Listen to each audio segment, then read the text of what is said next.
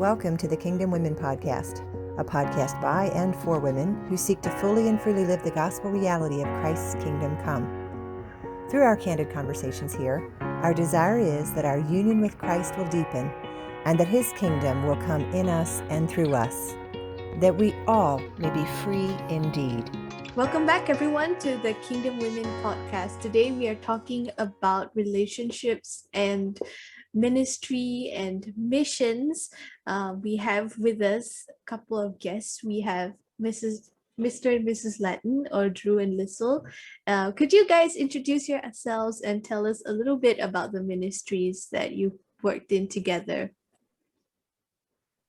Hey there, we are Drew and Lissel Latin, and we live in northern Wisconsin now. That's where Lissel grew up, right?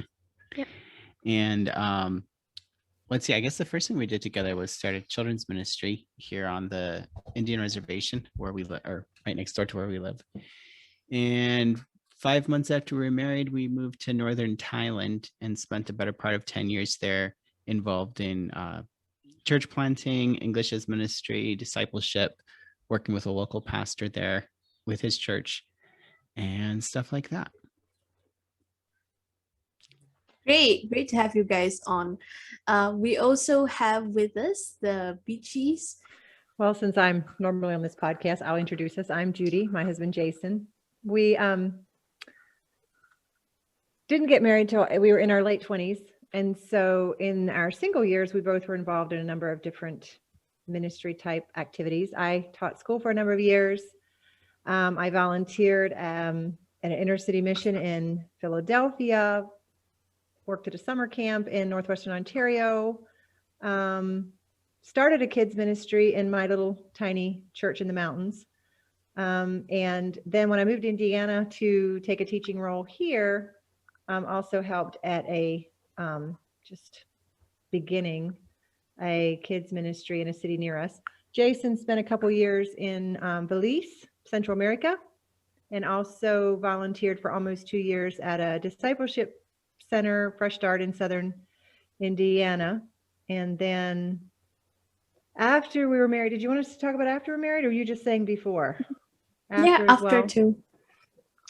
After we were married, we spent 3 years in Northwestern Ontario, working among the First Nations people there, volunteering at a mission there. And when we came back to the States, we got re-involved with the kids ministry in the city near us. We actually moved into the city hoping to work more with youth, teens and young adults, and kind of shift out of kids ministry and develop more of a youth ministry. And for various reasons that didn't ever materialize.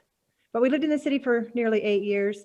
More recently, we've done, since we moved back to the country, quite a bit of mentoring youth, and I've also done a bit of abuse advocacy over the years, and in recent years, primarily focused on domestic abuse advocacy, and that now takes a lot of both of our time, really. We're both invested in that type of work. Great, thanks. And then we have the Ornellises. I guess I'll introduce us as well. My husband, Noel, before we were married, served in Tanzania for about 2 years, teaching English and doing evangelistic work. For myself, before we were married, I was raised in the inner city of Seattle, so we had various inner city ministries. And then as I moved into my late teens and 20s, we did a lot of street preaching and tract passing out with the church that I was with. And then I moved into training to become a midwife, and worked with a lot of single teen moms in Seattle, and then also with old order people when I was training out here in Pennsylvania. Spent almost a year in Ghana. I was sent over there to help a missionary couple have a baby, but also was involved with the work there for a while. And then we got married, and I think six months or so after we were married, we went to Tanzania together for our first term. And Noel was teaching English primarily, and working with the local church plant there. Then we came back to the States. Over that period of time, we helped resettle a refugee family, and just were involved in our local community and church. Then we went back to Tanzania, and then we started working with the semi-nomadic people of Tanzania. Noel was like circuit riding, preaching, evangelizing, and our family went with him as much as we could around to all those remote places doing that. And then we were sent home by the government of Tanzania, and we're resettling here again as of 2 years ago, and investing in our local community and neighborhood, and involved in refugee resettlement again as well. Wow.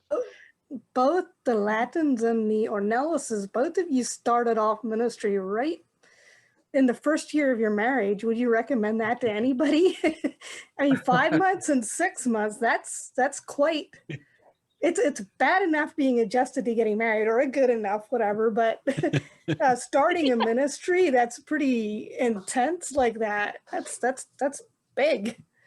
It was very intense. I had been there several times before, and so I had the language, but Sarah did not. And in those days, we were doing everything, trying to live more on the level of the villagers, and cooking over charcoal, and Doing all our laundry by hauling hand, water, doing laundry by hand. Yeah. Sunshine. So it was really really difficult, And at having times. my first baby right away too, also. Yeah. I think it can really depend on the couple, but it was fine for Drew and I for the situation we were in our lives. I'm actually really glad we started that way. It was kind of a cold turkey way of like leaping and cleaving, if that makes sense. We really had to. We didn't have any in-laws issues starting No. out those first years. It was kind of interesting because we did come home and hear ourselves having in-law issues that usually it's the newlyweds having those issues. So, anyway. Hi, Mom. But we did enjoy, for us, we were able to devote a lot of time to language study and getting to know the culture, the community. I guess unlike the Ornellises, initially we were both at the same level, language learning and culture learning for the most part. And That rapidly changed once I got pregnant, though. yeah. Like that was a sweet 6-10 months there. Yeah, but we were able to like work together. And if I had been back in northern Wisconsin, cutting down trees for a living, that's not really a couple's experience for most people. So, but language learning and Bible studies and things like that are. Yeah. We felt like we grew a lot faster being thrown into that than we would have, necessarily in America. So Now, it was good now for us. people know what to do to, avoid the in-laws. Oceans. No. I think it can often be done. There can be a lot of challenges for getting married right away and then jumping into the mission field. I definitely had the verse in the Old Testament quoted to us about when a man takes his wife, he shouldn't go on the battlefield or whatever. But I don't think it should be dismissed out of hand either. I think you should think carefully about what lies before you, and if you have support, if you have community that you can walk with, it can be a really healthy thing. Awesome. It can be. Well, you guys have a lot to share, I think. So we'll jump in one of the questions, which is, how has it been balancing marriage and ministry? And how do you work out the balance and the kind of boundaries between like ministry and relationship and work? For us, I'll answer that. The way ministry has worked for us in almost every setting that we've done, whether it's been with refugees or in our villages, we and this isn't a boundary. We've actually incorporated it into our family.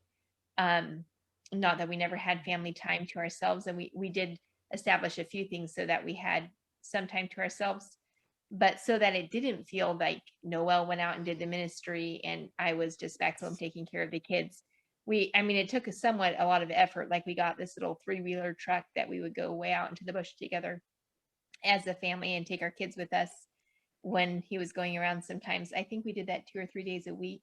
But then also a lot of people, like, we had not a totally open door policy. Like, every morning I would sequester myself back and teach my children school, even though they weren't in very high grades, just so that I could like shut the door and my house helper would answer the door for me and tell visitors that I was teaching school, so that I would have focused time alone with my children until the afternoon. But then pretty much in the afternoon into the evening, we had a pretty open door policy, so that our ministry and our family life was really integrated over there.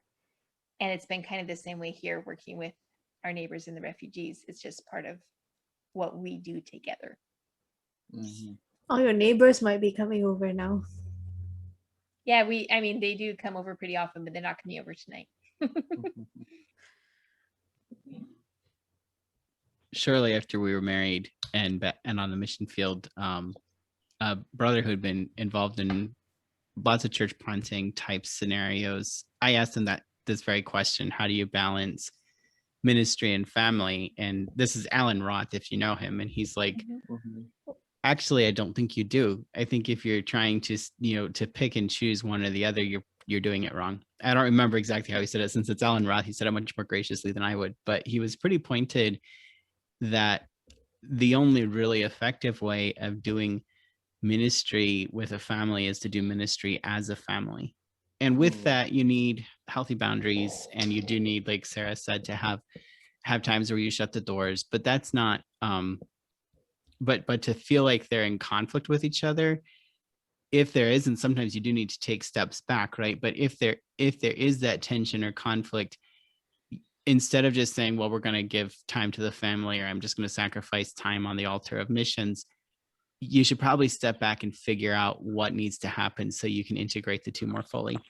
Would you say I overstated that? I'm actually really struggling to find an answer for that question, because like I was in the middle of raising my family and having babies. Like, we were there at the very beginning stages of our marriage, and just I didn't fit, like what I was doing didn't fit very well with Thai culture. And yeah, I was not going to work like all the Thai women my age were. I had the audacity to think I was going to homeschool my kids, and that was dumb. And then I went and had more than 2 children, and that was unheard of, and duh. And I could not cook Thai food. And so my life, your calling, who you were, didn't make sense to Thai people, which sometimes created an opening for connection because they were curious, and sometimes they would kind of write you off, which realistically didn't feel very good. Yeah. Honestly, I think that I could be more effective as I don't know. That's just I never did really figure that one out. Like, how am I supposed to do this? So that's just me being honest. I think it was difficult. Yeah, you never figured out how to do it comfortably and easily, but there was always criticism. Yeah. And they were free with it. And how do you do it now? That's kind of a, I mean, to women, most of the women listening to us, would be ministering in their home communities here in North America. You as a pastor's wife, how do you do it now? That was sort of a unique setting that not a lot of us have encountered. Our ministry in the last, 4 years. I serve as a pastor at our church here, and now the sole pastor at our church. It's been really, really, really, really rough. And so, like, we can talk about ideals, we can talk about what should happen, and I think that's good, but that doesn't mean that if you hit your ideal, it's easy. It actually probably means it's really Right. hard. Right. I can't really answer that question without going into a lot of details about what happened in our lives in the last 4 years, and this is just not the platform for it. Gotcha. So Gotcha. Well, that makes it was sense. hard, it was rough. And I think we've our family, like, by the grace of God, the kids are all okay, I think. But boy, we're taking the summer to focus on the kids. So let's To just say it that regroup. way. That's good. Yeah. I really like what Drew, what you said, that Alan Roth spoke to you, because I really don't like the dichotomy between this is my ministry and this is my family. We kind of live that we're a family that ministers, Mhm. and even though some of the things that both of us are involved in, or we're involved in individually, our children can't really participate, and we can't, we're not going out visiting a remote village in Tanzania, taking our children with us. And yet there are ways that our children can participate. And even sometimes when the children sacrifice time with one parent or the other, we just talk about how they are contributing to caring Yep. for the people that we're caring for by giving up time with one or the other of us. now And I've I heard feel that go ahead. I've heard that saying something like that can sometimes foster resentment in children. Like, Mhm. Oh, I lost my parents because of Jesus, and I don't know if I really am cool with Jesus anymore. Did you run into that, or do you just have really awesome kids? We have really awesome kids. Their Perfect. therapist will let you know in about 20 years. Yeah, exactly. This is an experiment, Drew. We'll find out how this is actually working out. When Are you the saving therapy's this in a like time 15 years capsule, from now. Rebecca? I'll be around to interview them. That's awesome. I like what you said though about your ministry, because I think when God calls each one of us, whether we're male or female, into ministry, it's basically who we are for Christ, and that's going to reflect in our families and all of our relationships and in what we do, because that's who we live our life for. So I honestly don't know if you could take ministry exactly out of, but if you're talking about, okay, out of the equation and put it in a separate box. But if you're talking about like ministry as in a particular group or person, then that's kind of a different category. Yeah, you're a mom too, Rosanna, and you do ministry. So, Mhm. do you have any thoughts on this one? Oh, my children are older, but yeah, sometimes there's things that I learn or have learned the hard way that I try to teach my children. And I can tend to get into a little bit of sermonizing, and they do not appreciate that. They're like, Mom, just save it. I think we know that. Or, because I have, or I am part of a ministry that reaches out to domestic violence victims. So I could be on the phone in the middle of what would normally be dinner time, and my boys don't really care. They're not very scheduled people, but if I'm with my family and the phone rings and I take the call, they're like, okay, we were having fun, but you got a call. So there's sometimes times that I had to say, yeah, but this is kind of important, and I'll tell you why later, and I do, but well, I don't tell them in detail, but there's always that. Younger children especially, want your attention right away. They don't understand, wait for 30 minutes and I'll give you my undivided attention. But there's opportunities for me to say, I'm doing this because 10, 15 years ago, I wish I'd known this. So it's my interest to get ministry about, let's say, identity in Christ, or, how to treat your wife, or how to treat your husband. There's all kinds of domestic violence gets you into some really sticky stuff. So like, this is stuff we should have known, this is stuff we should be teaching our children from baby on up. Yep. I will say that I think one of the things that did work in our favor in the last couple years when we were stuck in ministry and the family, it felt like the kids were paying for it. We were really honest with the kids about what was going on. Yep. Probably more so than some people would be, but it was sometimes interesting to hear, especially my oldest son's insight on something. Like I remember him putting something together that I had not like connected those dots quite as clearly as he had in his mind. And so being honest with the kids about what was going on made a huge difference, and it in a way helped them feel involved. Yeah, even even dealing with something which it sounds like most of us have, our work has touched on, such as sexual abuse. Often the idea is, well, this is something we can't really tell the kids about. But the more you can tell them, whether it's dealing with sexual abuse or violence or, or really anything, I'm preparing for a sermon. You want to come look at my notes here and let's talk about this. And our oldest is 11. So even at a young age, bringing them on board and giving them buy-in, not just like I kind of said jokingly before to Judy, not just saying, you're going to sacrifice for Jesus, Yeah. but Yeah. like flesh that out. What does that actually mean? What does that look like?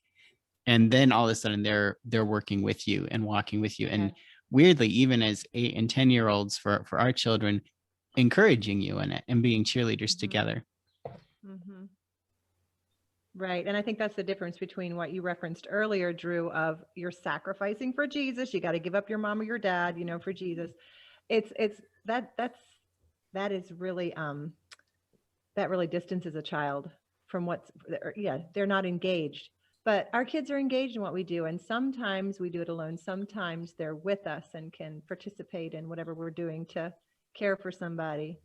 And it's a completely different approach that I really think our kids have buy-in to what we do. They we explain to them, not in all the details, but in simple terms, some of the situations we're involved in, and they care. Their empathy, it's interesting. It's fun to watch their empathy and compassion develop. Yeah. Especially with some of the ones we're involved with, they really try to reach out to the kids as well. And I think that's a great way to start for them to reach out, and even to the parents, the moms and to the dads. It's great to see them reaching out as well.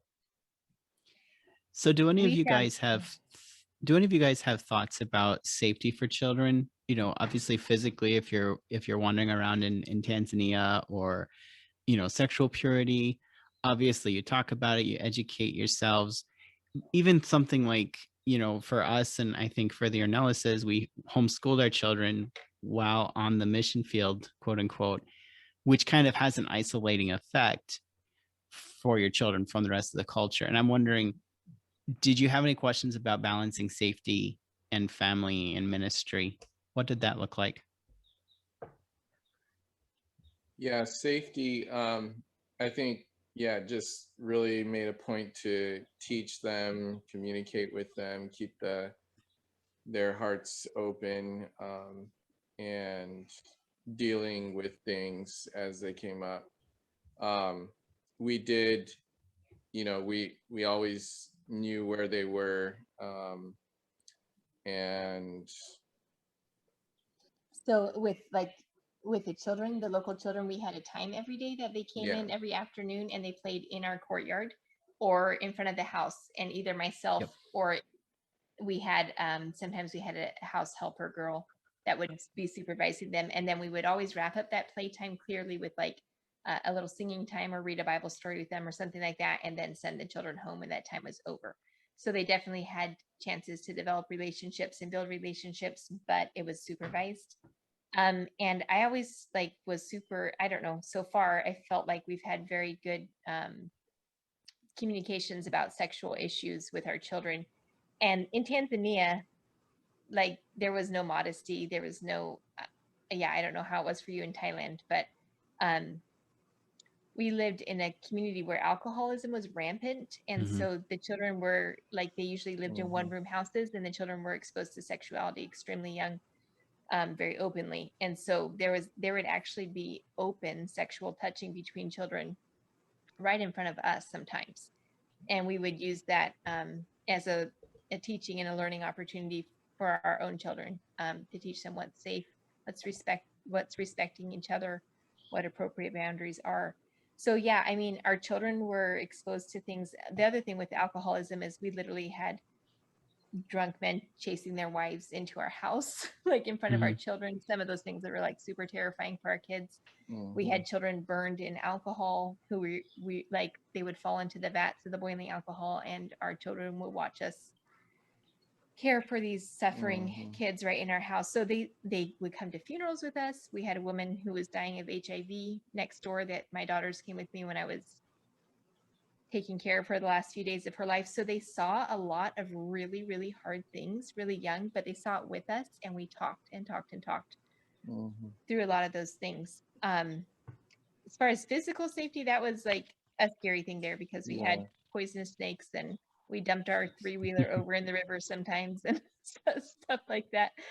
But the Lord protected us. And yeah, but I know we're actually really super fearful people, because we also asked our children to wear masks during the pandemic. But Goodness. Oh, that is terrifying. How could you? I know, like we just cannot handle any degree of insecurity in our lives. Well, I mean, we'll Serious let danger. Cobras into their room, but No COVID. no COVID. Anyways, side note. I don't know if that answers your question at all, but yeah. Well, I feel like it's really important. We feel like it's really important to just speak openly of the risks of wherever you are. I mean, when we lived in the inner city, you know, we had kids in our yard all the time, and our children, they played in our yard, and they were under our supervision, and one of the other of us was always on the lookout. But we also spoke very openly about the things that we saw and experienced, our children saw and experienced in our neighborhood and around us. And just, yeah, our kids aren't going to learn without us, you know, or they're going to form their own impressions of things, their own understanding of things without our input. And so, yeah, we were just vigilant and very intentional about forming their impressions of, you know, the drunk guy that staggered by our house regularly, and behaviors and language that was used in our yard, and what it meant. And I mean, we were the only Mennonites at our church that had a 4-year-old that would drop the F-bomb in the church, you know, the church yard when he was mad. That's kind of humiliating, humbling, whatever. But, you know, to explain to him what this means and why it's an inappropriate word to use, you know, this is what it literally means in child terms that he could understand. Because to simply, well, for that example, just simply to shush him and tell him he may not say that and whatever, it's really unhelpful. Especially for him, it just made him want to say it more. His personality. Oh, okay, then we'll try that one again. That worked. And kind of, and kind of the mindset, one mindset being protect them at all costs from anything, so they never hear the F word, versus they're going to hear something like that and we're going to equip them. I remember a traumatizing event for me, and probably one of the most memorable decisions that I remember making as a dad was attending an open air cremation for our Thai mom's mom when she passed away. And the idea of letting our children see, you know, a human body being burned up in real time. Do we protect them from that, or is this going to traumatize them? And so I ended up taking our oldest, and he was 7 at the time. No, he was younger than that. Yeah. I think I was pregnant with Rennie. Yeah. So he'd been.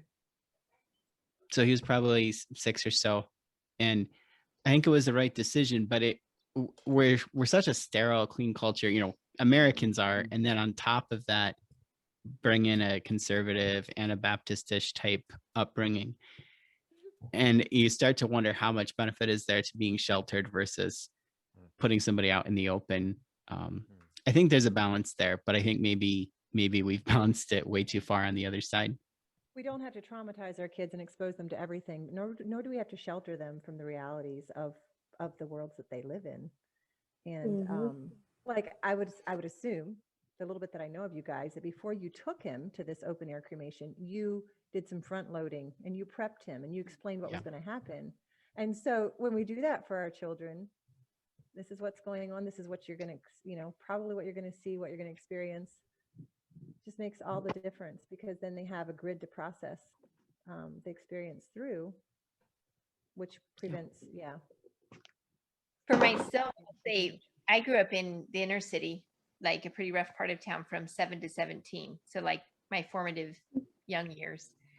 I mean, we had like gunfights on our street, and we had to call the police for people being chased by knives through our yard. And like, for me, it made me know what I didn't want to do with my life. And being in a home that was, fairly stable and secure in comparison to the homes around me, I don't know. I don't feel like there was nothing really attractive about the homes and families around us that were in crisis. And so for me, it helped me make choices as a young person. It was like, why would I want to get involved in alcohol and drugs and gangs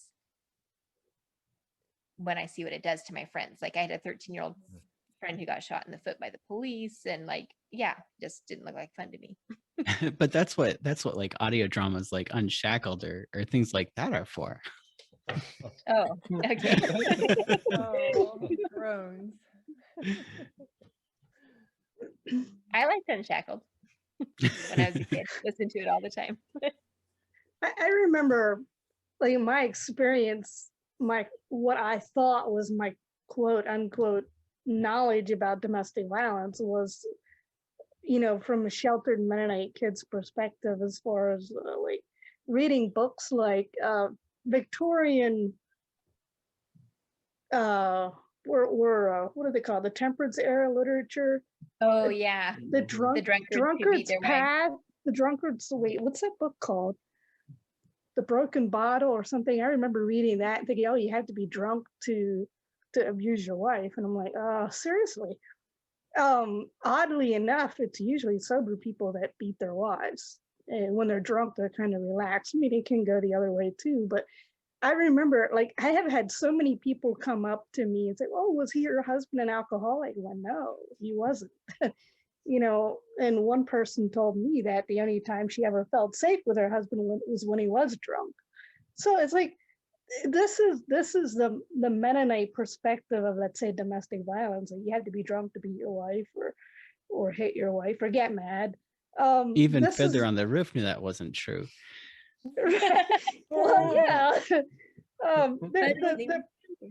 The sheltered Mennonite perspective growing up really doesn't help our kids, as far as I'm concerned.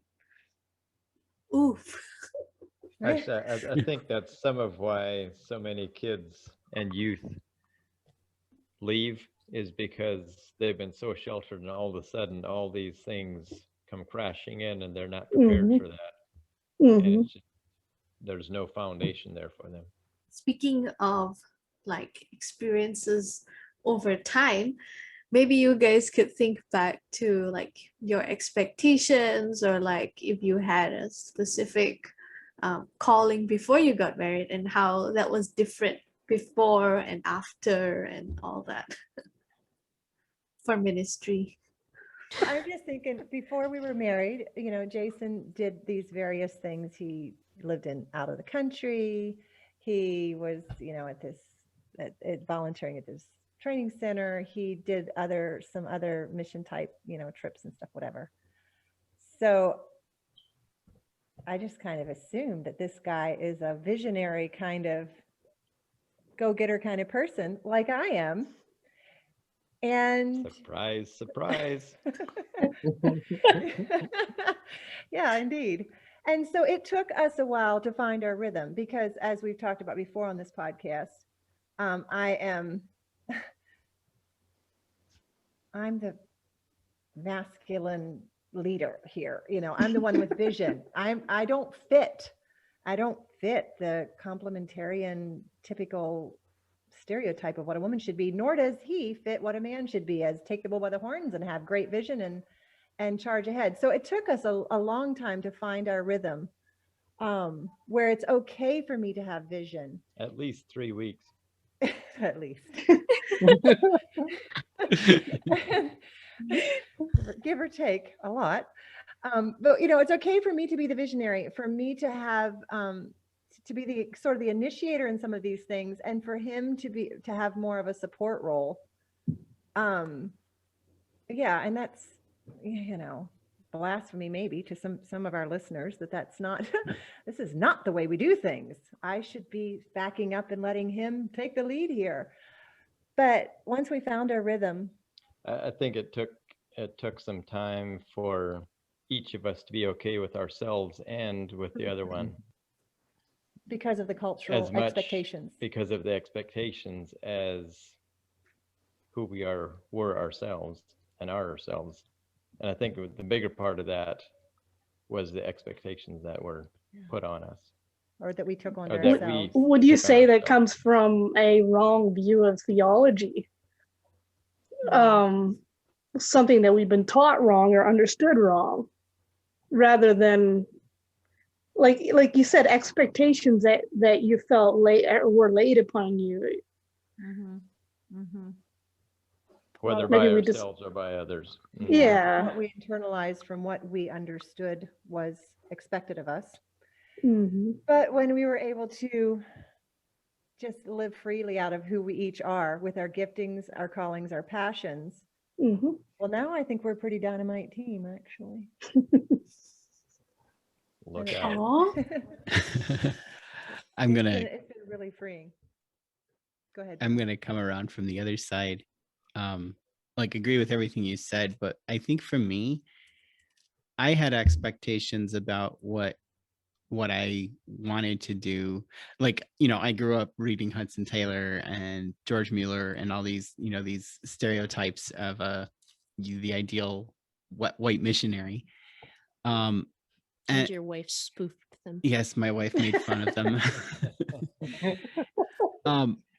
But I thought, okay, so I'm going to be a missionary and my wife is going to be a missionary, and she's just going to strap the babies on her back and we're going to go, pass tracts out to the headhunters and, whatever. I would do better in the jungle than you. Yeah, probably. But I had to recognize that there is actually a calling for a married person to be married and to care for one's wife. Like 1 Corinthians 7 gives this huge allowance or expectation, this design that married man is to care for the things of this world. Missionaries aren't supposed to care for things of this world. They're supposed to care for the lost. And I had to adjust some of those expectations to say, oh wait, I have to take care of my wife. And I'm not a go-getter visionary. And I'm not an outgoing person unless I am I have to really know my crowd. So I had a lot of expectations about what she should look like as a missionary wife. And I put those on her. She needs to, like we touched on, she needs to cook with Thai ingredients and all the time. And, how dare she insist on an air conditioner when she's 8 months pregnant, it's only 100 degrees outside. And so there were things like that where I had these ideals of what a good missionary was, and we had to navigate that together from my idealism and her real honest needs to be successful as a couple. Mhm. Yeah, I think we can echo a lot of that too. I grew up reading the superhero stories of just people who burn themselves out in however many years. How many wives did Hudson Taylor go through? Yeah. 3. Yeah, and Adoniram Judson, same Yep. thing. 4. I told Noah I prefer to be his only one. And Burn out the yeah, and I godlier you think- are. Now Yeah. you know. Now you know. Now you know what Drew had to put up with. And I just have really kind of changed my view on some of that. Just the ultra pietistic, and just realizing, Jesus, our family should be a picture of his kingdom, and our relationship is the loudest testimony Exactly. of what Jesus wants to do in our community. And so I look at some of these men, and like a lot of them lost their families. They Yep. not just physically, but actually lost relationship with their wives, lost the next generation. And yeah, I think in our first year there in Tanzania was a lot just trying to sort through, okay, who are we? And what, like, I could have been going constantly, and Sarah felt like she was being a drag because she needed me to go help her buy tomatoes in the market, At first, the And, first couple yeah. weeks. or how to light the charcoal fire. And I definitely sense that he actually felt, maybe my perception was that he actually felt guilty spending time helping me catch up, helping me adjust, because there were better things to be doing. And I think we definitely had those conversations about, did God call you to be married to me or not? Yeah. Wow. I remember- it's us. Yeah, go ahead. Well, I just that picture that Noelle gave, that the family is supposed to be a picture of the kingdom, and so much more. The husband and wife relationship is a picture of the bride and Christ and all that. I remember, was it your first or second that you basically lived at the air-conditioned mall and ate ice cream and pizza? You're, Just your last trimester. it He would does have not been remember June. this. She pleads the fifth. There's a reason I don't remember. It would have been the first. but it was kind of hard for me to like think, we were living on $600 a month, and I'm like, what do people think about us rich white Americans going to the mall twice a week and getting I was Dairy not Queen the ice only cream? pregnant woman doing that there. And that was the thing. This is my point. Going to the mall twice a week is Drew's version of living at the mall. Now you know Yes. how it was our first couple Well, years. and in hindsight, people, like, all the women thought I was the most awesome husband for taking care of my wife that way. And I don't really want all the women to think I'm awesome, but like, to say actually caring for your wife or caring for your husband is a way of showing Christ's love. In the short term, you might get lots of praise for spending all your time leading Bible studies and speaking the language real good because you took every waking hour studying the language. But in the long term, what's going to make the impact? It's how you treat those around you. They'll know your disciples by your love for your wife, not by your mastery of supersegmentals. I remember I remember people. I remember one girl in particular, we had gone on that outing with school Mhm. with you. And I had 2 children at the time. And she's like, you have 2 kids and you're still so in love. I'm like, okay. I'm sorry, but this is actually how it's supposed to go. And it would surprise me. I think that was probably, oddly enough, one of the biggest testimonies Drew and I left in Thailand was the fact we actually loved each other. And, we had a Thai pastor tell us to lay off a little bit because you might make the single. We held hands in public. Yeah. Yeah. That was, Mhm. anyway, just Yeah. things like that. It was kind of just interesting in Tanzania, I had women say to me several times, "Hey, we know we don't even have a chance with your husband. He obviously loves you so much," and that was cute. One thing I wanted to say that was a little different for me is I went in from my expectations with the idea that I was supposed to kind of lose my any vision or personality for myself, and I had been a midwife doing my own practice.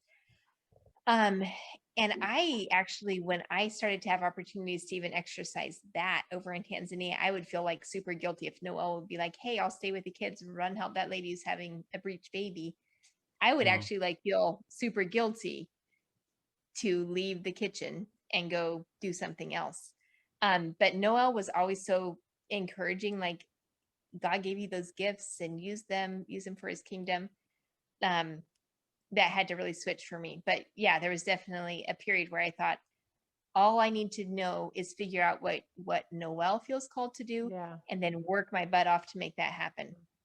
And yeah, that had to kind of switch. Same. It was the same thing for me. And then I'm married to a guy who is more of a Mr. Steady, kind of come along and support. Like he's a great second man. He's not the visionary taking the lead. He's the second man coming along and supporting what's going on. And so I'm trying to get behind this guy who doesn't have vision, because that's the right thing to do. And pressuring him to come up with something. It frustrated both of us. Because I'm like, what's your vision? What are we going to do? Well, how are we going to do this? I remember as a boy, the teacher in school would ask us, what do you want to be when you grow up? And of course there was the policeman, the fireman, and the construction worker, and all kinds of stuff. And I just wanted to be a dad. And I didn't really want to be anything, and I kind of wished I would, but I didn't want to be anything else. And so when I hear, then I would hear, and I would observe other men when I was grown then, and then see their energy and their vision. And I wished I had that, but I just didn't. And it took me a long time to become okay with that. And now I end up with the kids a lot of times, and I spend time with them, and Judy has time to do her ministry. And that's kind of how we work together, and it's not like I'm not involved, because I am, but I end up being more of the second. I don't want to be the lead.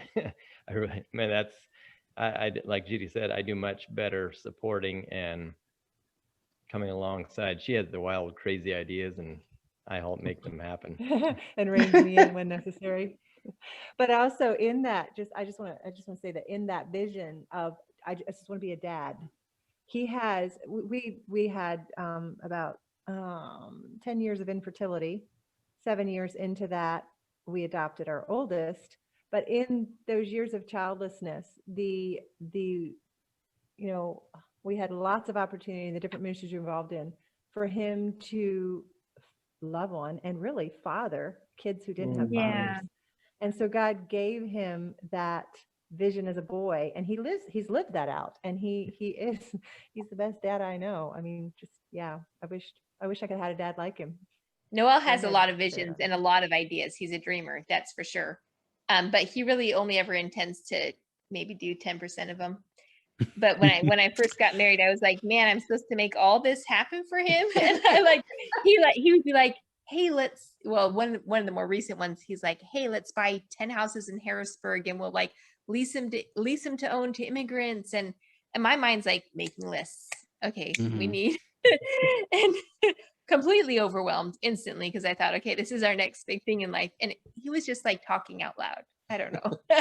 Like, so there's like, I have to work through sometimes, like, okay, what are we actually going to do? And just because a vision comes out here doesn't mean like, I don't have to panic right away. For some reason, and I'm jumping back to what Mr. and Mrs. Judy were saying. Sorry, I can't remember Mr. Judy's first name. But Jason. Jason, thank you, Jason. I feel like even though it's probably diminishing today, there is a bit of stigma in many of our circles about dad staying home to babysit the kids. Even that language, like, oh, I'm babysitting the kids today. Actually, they're your kids. You don't babysit your own children. It's called parenting. And even this summer, are we allowed to say this on the podcast? Lissel is working 2 days a week while I have the summer off as a school teacher. And I really, like, not every minute of it, but overall, I'm really enjoying the experience of babysitting for her while she works.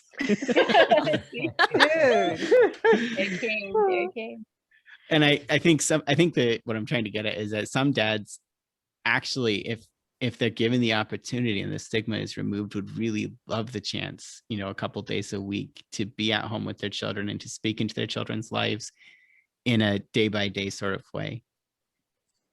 Yeah, I'm starting to go to births again here, and I've had several people ask me, so Noel watches the kids for you when you go to a birth? Number one, they usually happen while he's sleeping, so it's not a real tough job. They're sleeping too. And number two, it's like I watch them all day, every day while he goes to work. It's not like, I don't know, like, did anybody ever ask Noel, does Sarah watch the kids for you while you go to work every day?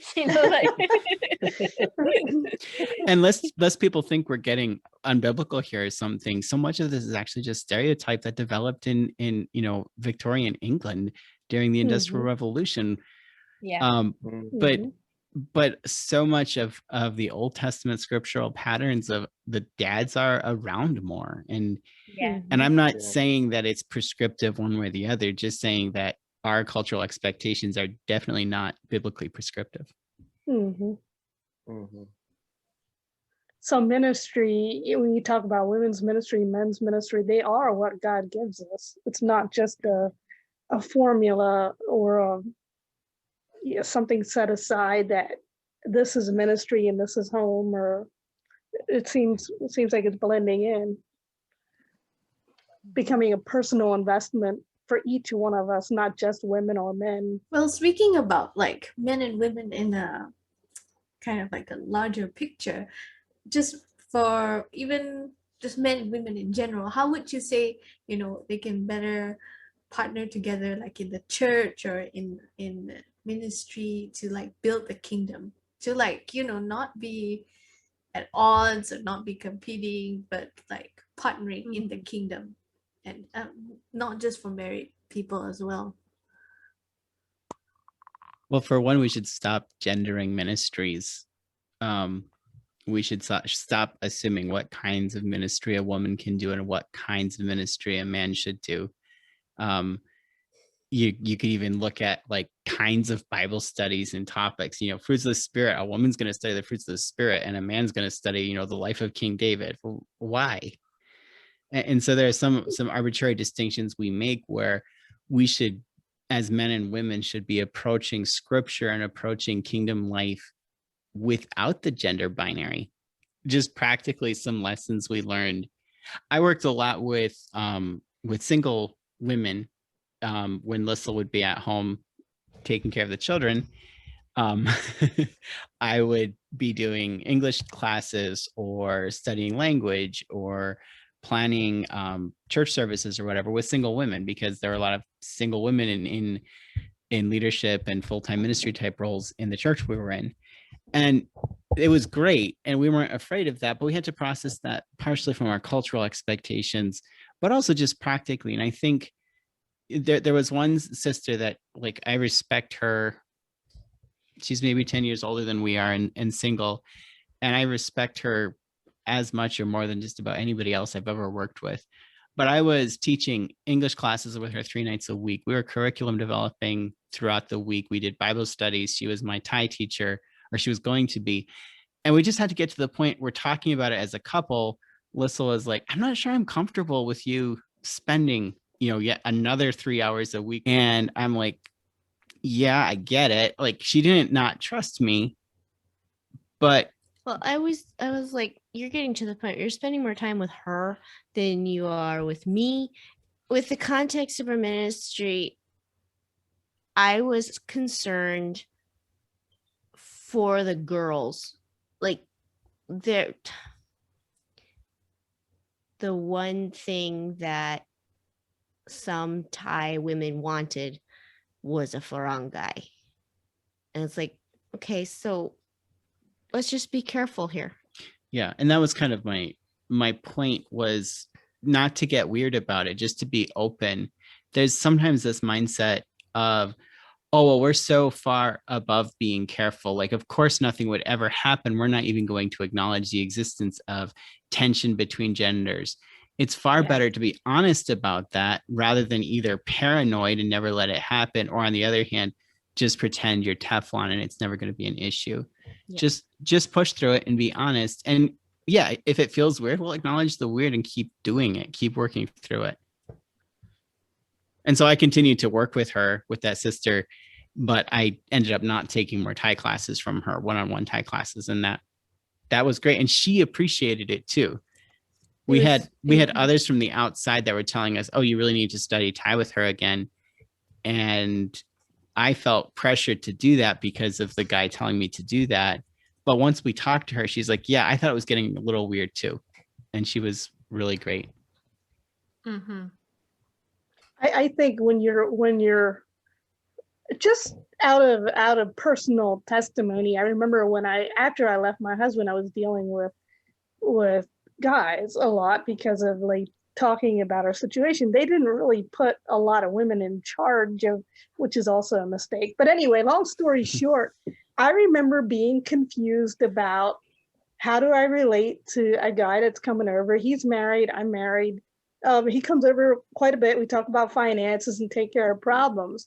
And I realized that in my bad situation of having dealt with a really unsafe bad guy, I was having to figure out how to filter what is appropriate and what is not appropriate about how men think towards me, about how I think about men. And I had to do that while growing up suddenly and while dealing with a lot of other trauma.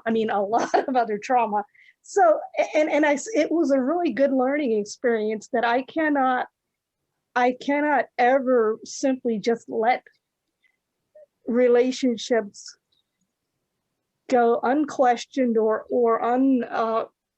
be, how do you say? I can never not be intentional about relationships. I had to think through them. I had to always analyze exactly how safe I am, or where my thoughts are. And that's just one of the things about relationships with other people in missions or in any other category. You can't just let things go without questioning them all the time. There's got to be some things come up that you just have to step back and say, oh, wait, I was going there. Or, with this friendship, I'm taking advantage of that person's safety and spending too much time with them when I should be reaching out and talking to other people too. There's always that balance that we had to take to analyze in relationships. I think you have to be intentional about the purpose of the relationship. Mm-hmm. Like, okay, so what am I supposed to be doing in this relationship? Is this a co-teacher relationship? Is this a friendship relationship? Is this a mentoring relationship? And expect that from the relationship.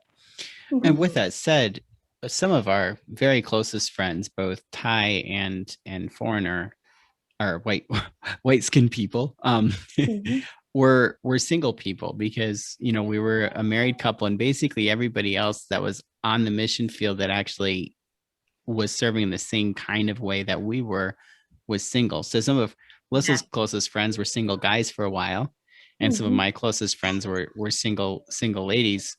So there's nothing wrong with those friendships, but you have to be honest and transparent about the reality of it.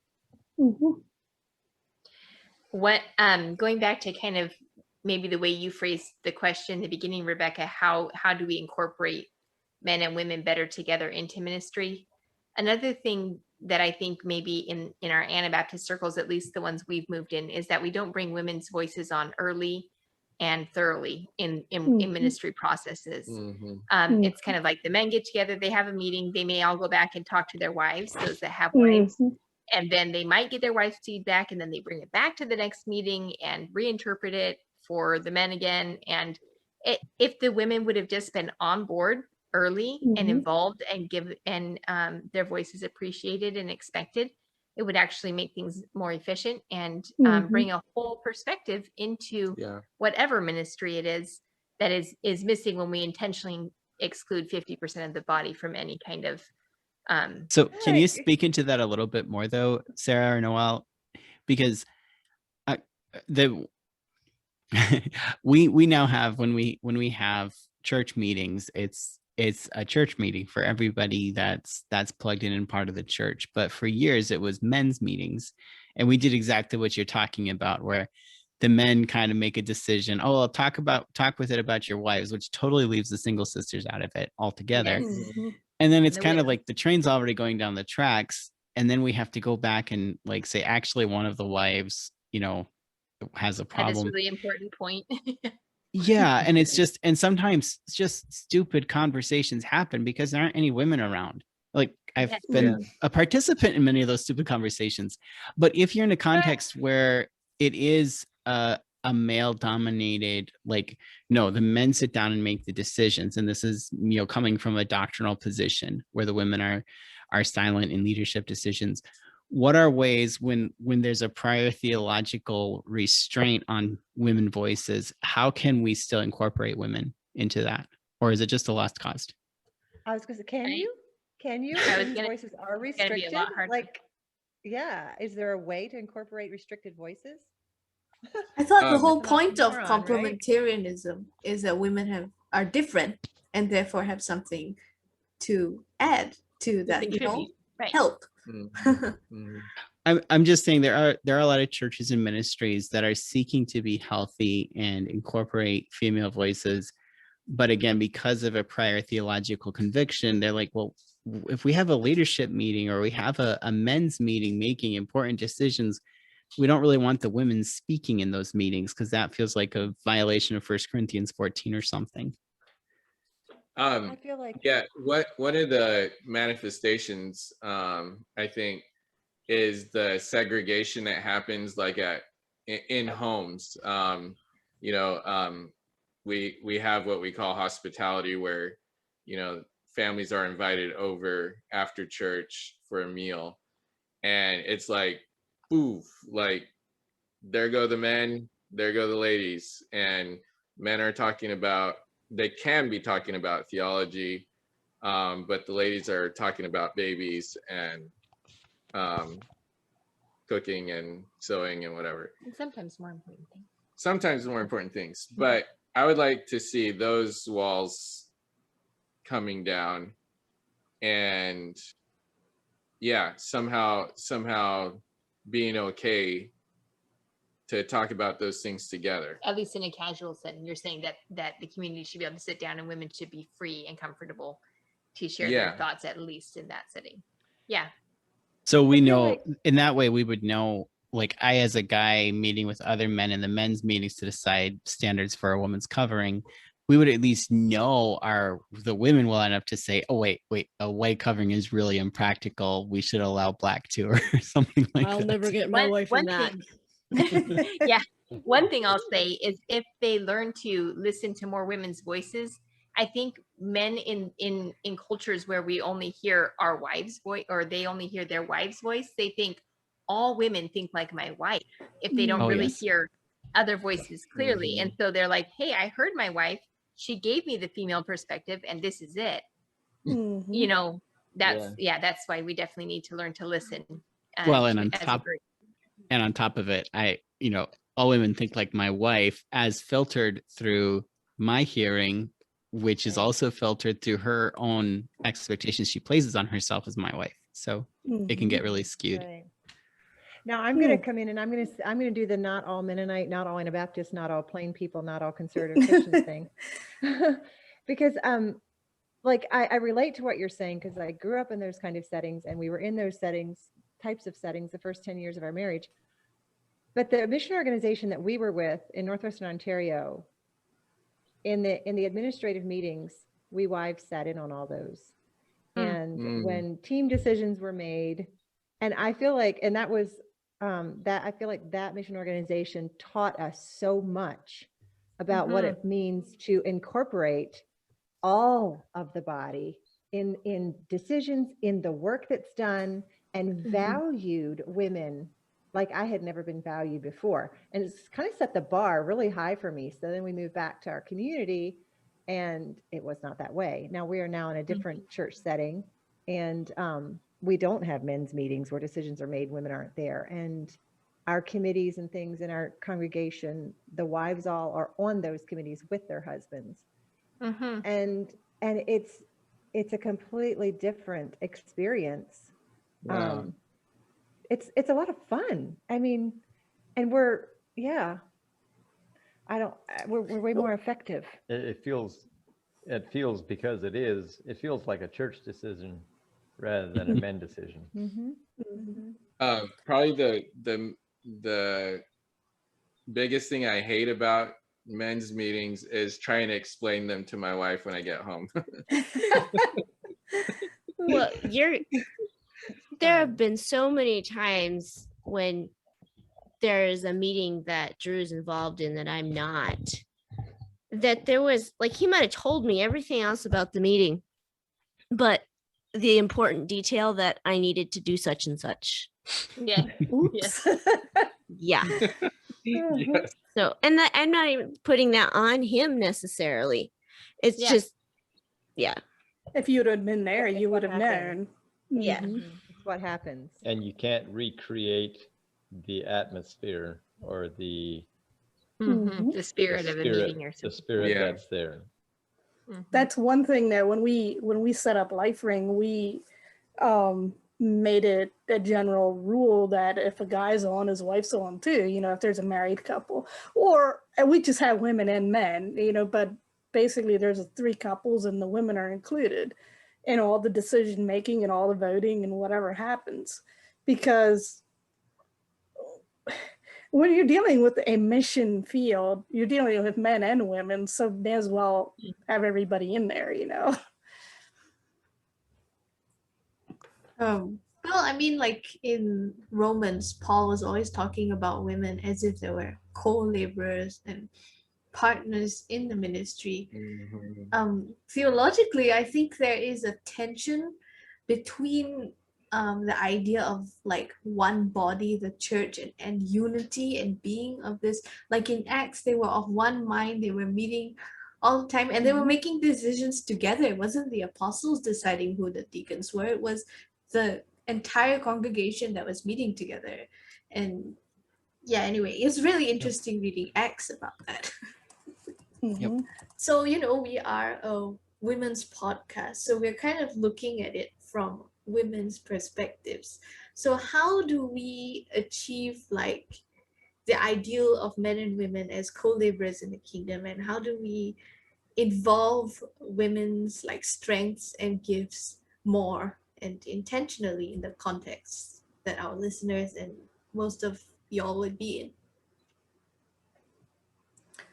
in? By not necessarily trying to keep confining women to the kitchen or the teaching the children's Sunday school classes, maybe.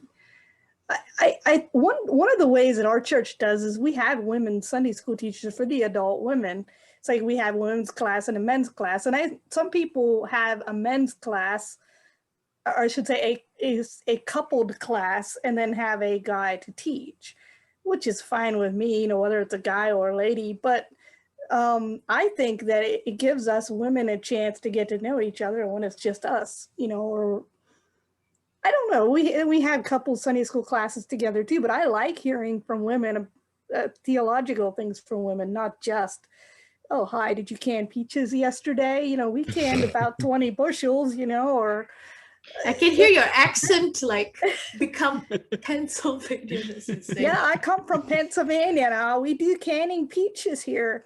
But anyway, the whole thing about like confining women to the kitchen or the sewing room or or being in charge of ladies sewing circle. It's really not using women's voices or it's not incorporating women's voices into church. I guess I I would push think- back a little bit on that, just to Mhm. say, like, we have examples of like Dorcas and people who those gifts Mhm. gifts of quiet service are in no way less of a contribution to the kingdom of God. Yeah. Yeah. Though Mhm. yes, we do need women actively studying their Bibles and being theologically strong and Mhm. able and willing to teach. We also need quiet servants in the church, Mhm. and that's a beautiful thing. And we never want to detract from those gifts and from those things. I know when I was a young person, I was inspired by this one really funny book called "In the Fires of Russia's Revolution with God in the Bible." But it was the story of a traveling evangelistic band, and the women in the group would go in and they would hit a village, and the women would go and read the Bible to the shut-ins and the old people and the illiterate, and they would care for the sick, and they would sew clothing for the poor. And the men would go out in the field with the men and help them farm and chop wood and whatever they were doing. And then in the evenings, they would host meetings together after they had both, with their different gifts and skill sets, Mhm. ministered to the physical needs of the people all day long. Then they would meet with them in the evening, preach the gospel, pray. And that was their whole ministry. What do you call it? Strategy. MO, their MO. strategy. Mhm. Thank you. Yeah. I like that. I That's think the way it it's- should yeah, be. It's consistent in the New Testament, like the book of Acts. They appointed deacons to serve tables, and leaders are supposed to be carers. So it's not like there is this role that is like this, and then there's this other role which is all the serving things. You see, Mhm. you see Dorcas, and then you see, yeah. I think it's Mhm. really important that women who discover that their calling or their gifting or their ministry might not look the same as The stereotype. the stereotype. It doesn't Mhm. fit culturally. There's something about graciously doing it anyway Mhm. without a whole lot of to do. Mhm. Like just go do it. Mhm. And if you're gonna be, I have to say this carefully, but if you feel like you're supposed to be doing something Mhm. and you get all sassy about it to clear the way for yourself, you lose your credibility. Mhm. Quietly, go do what you're supposed to do confidently, Mhm. and your crowd will find you. Your support will find you. And you will make your men known in the gates. Like they'll get out of the way for you if you're doing what God has for you, because that's how God is. Yeah. Yeah, I like that.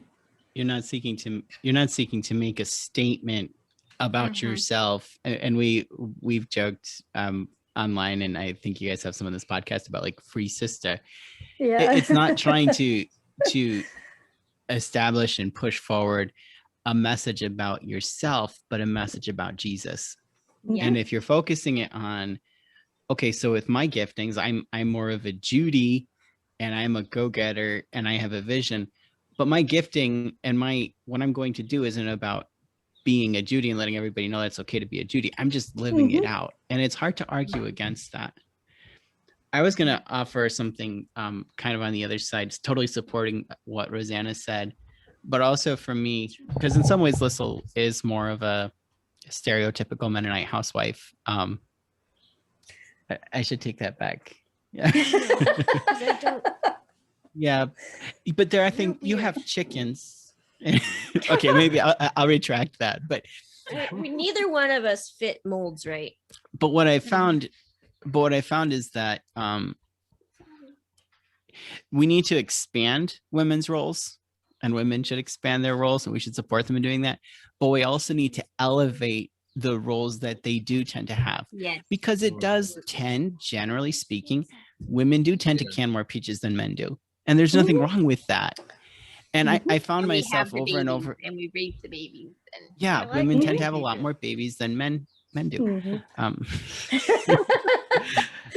But I just, we don't know how things will change. I've just found how when I want my wife to be hospitable and to use her home and her hospitality gifts as ministry, that means I need to support her in that. I need to make sure she has food, she has a vacuum cleaner that works, she maybe even, if you want to get really extravagant, has a dishwasher. Well, it might also mean that you end up cooking the meal, because at our house, that's often what it looks like. It's like, babe, I have no idea what to make. I'm blanking out here. Yeah. So I guess go for it. I guess if you are a quote unquote stereotypical woman, or you're married to one, you need to value that gifting as well, just like you might value any other gifting, and support that, enable it, use it, and don't just minimize it. Oh, she's just canning peaches. Right. And I am one that I just love staying at home, and I would love to be a stay-at-home mom. And I think Rosanna do would nothing but canned be the peaches. stereotypical Mennonite if the Lord hadn't pushed her out of her comfort zone. Oh, definitely. I mean, I fit the whole thing. I mean, the only thing I wasn't really good at was cooking on a wood stove, and I learned to do that when I was married. But no, I was like this really good Mennonite woman, and probably still am in many ways. But yeah, like life brings out strange things in some people's lives, and it sure did mine. I can't believe I've gotten here. So, but I like what you said, Drew, though, because the problem with having stereotypes is that there's somebody you don't value, and if we actually like Jason wanting to grow up and be a dad, that's what he is now, and this is something that we have to learn to appreciate. The person who doesn't say as much, the person who isn't doing things just like everybody else. It's that person that we need to hear from, and that person that whose input we should value, because guess what? We each have giftings we bring into the kingdom, not just one of us or half of us, or men or women, I really appreciated what you said, Lissel, the encouragement you gave people who are kind of non-stereotypical, whatever. I guess I fit that category. Maybe that's why your words had impact for me. But encouraging us as women to confidently, quietly do what we're called to do without getting sassy. And I want to say to the woman who gets a little loud with it, I get where you're coming from. And I think that, I get where a sassy woman is coming from. I've probably been a little loud and brash myself at times because I felt so unheard. And so I was trying to find my way and trying to figure out what it means to move ahead and move into what I felt like I should when we didn't fit, and what is typical, and we were told so. What does it look like to move ahead quietly, confidently when you're being stymied in your efforts? I don't even know what all that looks like, but I think we could also do a better job at blessing the giftings in both men and women, the typical ones, the non-typical ones, whatever you want to call it. I think to value, I know just being married to Jason, I have come to value just quiet service, just by following his example, far more than I used to, while I still like the way God made me as well. But to see to value the gifts that we all have and bless them, and maybe especially bless those who don't fit the cultural stereotypical types of callings, giftings, personalities, roles, whatever you want to call that, I think maybe would help. One thing I need to remind myself sometimes is, if I'm confident that this is what the Lord wants me or us doing, that should be enough affirmation for me. I don't have to demand affirmations from other people. If the Lord's on our side, who can be against us? And it's a Yeah. process to learn. It takes time to learn to embrace that reality, that truth, and stand on it. I guess there's also like the people who are the doers. What would you do in terms of not kicking up a big fuss if you're a thinker and you want to solve the theological equation, you know, um, which can stir more. Hypothetically speaking. Yeah, you know, which can probably stir more of a hornet's nest than somebody who is actually just doing it, and people may not think very, may not put the numbers and the equations together and say, okay, this is the formula, this is what the Greek says. Like, yeah, how do you not stir the hornet's nest? The answer is lots of PDFs, Rebecca.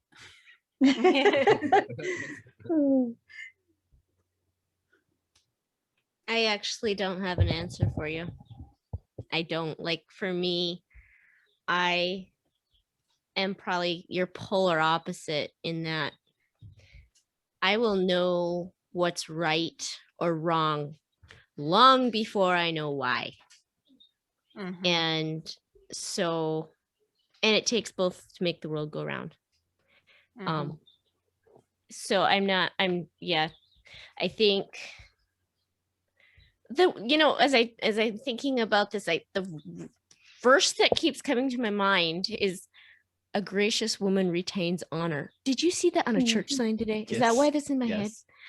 So it was on the church sign. In King James, it was a gracious woman retaineth honor with a U in the word I don't honor. even know the context of that scripture or where it's from. But how does this reflect? Okay, so for some people, Rebecca, your ministry might be the student part of you. Like that could be your ministry. I think what's frustrating for Rebecca and other women is that, oh yes, I have the spiritual gift of teaching and theology and No outlet. writing blog posts, but unless I want to lead a women's Bible study teaching women how to submit, then I'm kind of out of luck. Ouch. Yeah, it's true though. Well, you just wonder where's the line, and you just, I guess, maybe just do and then figure out, like this podcast. I'm sure we crossed the line a lot with this podcast. I just kindness is huge. You're not gonna win. Okay, and I'm not saying you're unkind. I'm just saying, as you are trying to reach other women and encouraging them to step out and use the gifts that God has given them, remember that the women you're talking to, your audience, is from a background that has specific pegs and hole, where women are supposed to fit. And if you come across bashing that like sledgehammer, you are totally going to lose them, because you're not speaking. You're gonna get written off because you're not speaking in their language. It's a sort of shrewd a little bit, because I grew up in that culture, and there's women that want to hear something different because they've sensed it's not right. But I agree. The fact is, we do need to have empathy for women who like it, and that's so important, because it's a fine line. It's a fine line between speaking the truth prophetically but kindly, and it's kind of like when you have a woman in an abusive situation, you don't run up to her and say, "Well, why don't you just leave him?" It's kind of so right. Right. You're not. It's not going to work. Invitation is huge. Great. Well, we had a great convo, and I'm so glad all of you guys could come on. Do you guys have any parting thoughts from just the overall discussion? Anything you want to say or add to? I just want to thank Drew and Lissel for coming on. It's been a pleasure to meet you both. Absolutely. It's good to be here. Yeah. Yeah, it's been it's been a fun conversation. I'll just reiterate at the end. I think one of the most powerful things for me involved in ministry was to recognize that my family is part of that calling, and that choosing to say I do at an altar also meant that I'm saying I do care for things of this world, to use Paul's language in 1 Corinthians 7. And I've just really appreciated the insight, some of what you guys shared, Mr. and Mrs. Ornelas, about how our marriages and families are a reflection of what the world is looking for. And it's not in an arrogant way, but it is in a way that matters.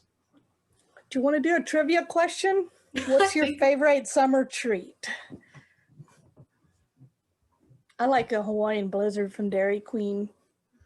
Not that I have it very often, and I'm not a big ice cream fan, but every once in a while I like to go there and have a pineapple coconut blizzard. It's always summer here. What I really wanted yesterday at the ice cream shop was ice cream with cheesecake in it, and they did not have any. That's sad. That about hits the spot. And what I would really love right now, since Rebecca is on, and it just makes me think about it. No, don't I say would, I would really love like a durian smoothie right now. You'd have to eat it outside. Yeah. Well, Rebecca, there you go. I What like about- orange Oh, go on. orange cream ice cream. Mhm. That sounds like summer to me. We used to eat them out of the little cups from the corner gas station with the wooden paddle. The little orange Eat cream. what? Say that again. I missed it. Orange cream ice cream cups. Do you know Oh, yeah. like vanilla and orange cream with the little wooden paddles? Yeah, like dreams. It's like a dreamsicle in a cup. Yep. That says summer to me. Well, this In Tanzania, we love getting tamarind popsicles. Oh yeah. Tamarind. Is that the one I don't like? Tamarind is overrated. Is that the one that I always said No, tasted like tamarind is shoe good. leather? Yep. Tamarind's good. No, Oh, tamarind's you good. must not have had the Thank you. Tanzanian variety. It does not taste like Uh, that. Yes, it I'm was sure. the It's just super sour and stringy. no, it tasted Oh, like shoe leather. we would cook it through a strainer. Like we'd do buckets and buckets and buckets of the pods, cook it through a strainer and make like apple butter out of it. It was awesome. No, I can see if it was cooked Cloves and down. cinnamon. Yeah, I could almost see here. That could almost make sense. that's delicious. Controversy. Finally, something we disagree about. Like the pronunciation of the word controversy. Yes, I was gonna say. You're all on the ice cream kick, but we had cucumber salad Ooh. at dinner tonight. I just love cucumber salad in the summer. It's so refreshing. Yeah, I'm Yeah. right with you on Big old that. bowl of cucumber salad, not the stuff with that creamy mayonnaise dressing. No, not that. No, it's just the vinegar and Dill. salt, a touch of sugar, and a little bit of onion. And oh my goodness, it's so refreshing. Yum. even the kids like it. Yeah, for Mhm. sure. What about you? I tell people that this isn't necessarily just a summertime treat, but I tell people that my children and I bond over ice cream. We often have ice cream for a snack in the evening. And, Well, who doesn't really? yeah. Me. Just They're me. moderate. As long as they're not psychopaths. What does psychopath have to do with it? Psychopath can't bond. I was just telling Rosanna she's a psychopath. Oh man. I remember being on the Grand Canyon in the middle of winter and it's snowing and eating ice cream. That was the best. I was You sound like a six. tourist. Yep, for sure. All right then. Thanks so much for coming along, Drew and Missile, and Mr. and Mrs. Ornelas, and Mr. and Mrs. Beachy, and then Mrs. Brubaker. And we'll see you guys how again come you're soon. on a first name basis with Drew and Lissel and not the rest of us? Just want to know. Right. You don't want to know. Okay. All right. The Kingdom Women Podcast is a member of the Kingdom Outpost Podcast Network. For more articles and podcasts and resources regarding living in the kingdom, go to www.kingdomoutpost.org.